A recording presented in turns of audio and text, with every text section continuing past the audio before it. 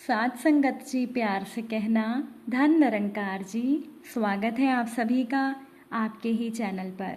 आज मैं आप सभी के लिए एक दिल को छू लेने वाली साखी लेकर आई हूँ और साखी का शीर्षक है कि कन्यादान कौन करेगा।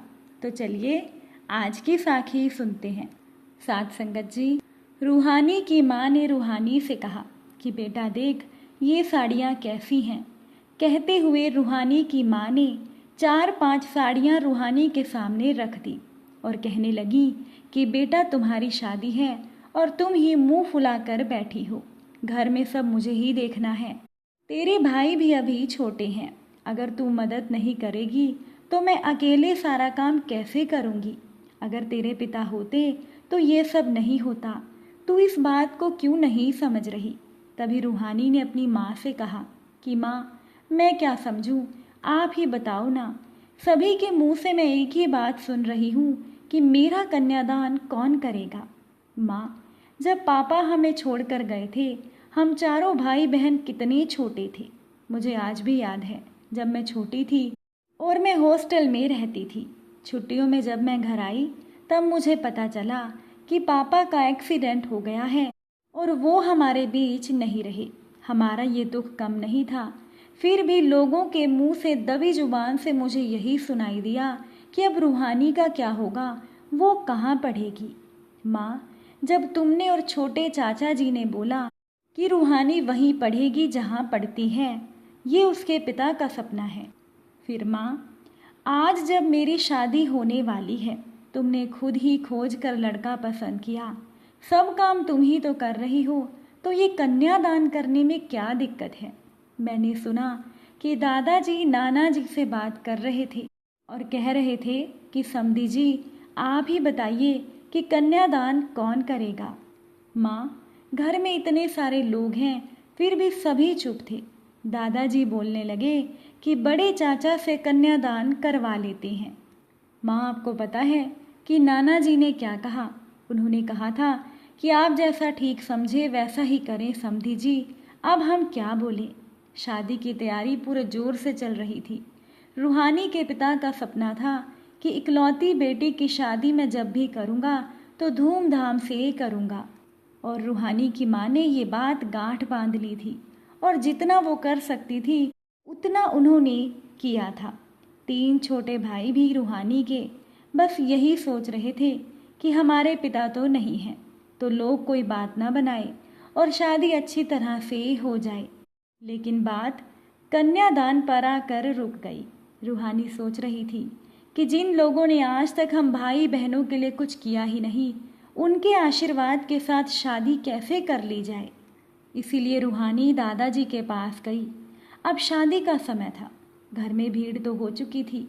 ऐसे में रूहानी का अपने दादाजी से बात करना मुश्किल था, लेकिन रूहानी के लिए ये ज़रूरी भी था। रूहानी अपने दादाजी के पास पहुंची तो दादाजी ने पूछा, क्या बात है रूहानी, क्या तुम्हें कुछ कहना है। रूहानी ने कहा, जी दादाजी, मुझे आपसे और नाना जी से बात करनी है। दादाजी ने कहा कि चलो बात करते हैं। वो तीनों दूसरे कमरे में आ गए तो दादाजी ने कहा कि हाँ रूहानी, बोलो, तुम्हें क्या बात करनी है। रूहानी ने कहा कि दादाजी, आप लोग मेरे कन्यादान की बातें कर रहे थे। क्या आपने एक बार भी मुझसे पूछा कि मैं क्या चाहती हूँ। मेरी माँ मेरा कन्यादान क्यों नहीं कर सकती।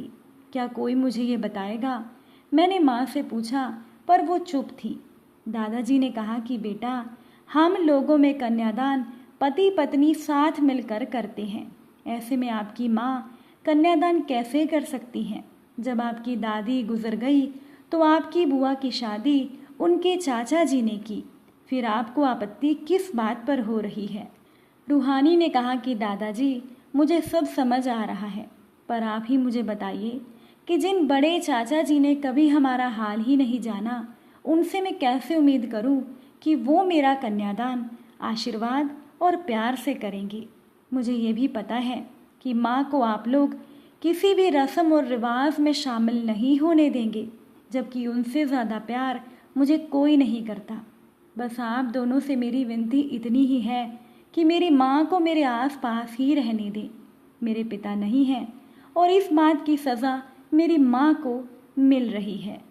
मैं अपनी शादी में अपनी माँ को दूर करके उन्हें और दुख नहीं देना चाहती। और रही बात कन्यादान की, तो बस आप इतना कर दें कि छोटे चाचा जी, जिन्होंने मेरा हमेशा साथ दिया है, अगर वो मेरा कन्यादान करेंगे तो मुझे खुशी होगी। मुझे पता है छोटे चाचा जी से मेरे बड़े 2 और चाचा जी हैं, पर बात अगर कन्यादान की है तो मेरा कन्यादान छोटे चाचा जी से ही करवा दीजिएगा। रूहानी के दादाजी और नाना जी ने विचार किया और उन्होंने रूहानी की बात को ठीक समझा। उन्होंने कहा, ठीक है बेटा, जिसमें तुम्हारी खुशी। अब ये सुनकर रूहानी भी खुश हो गई।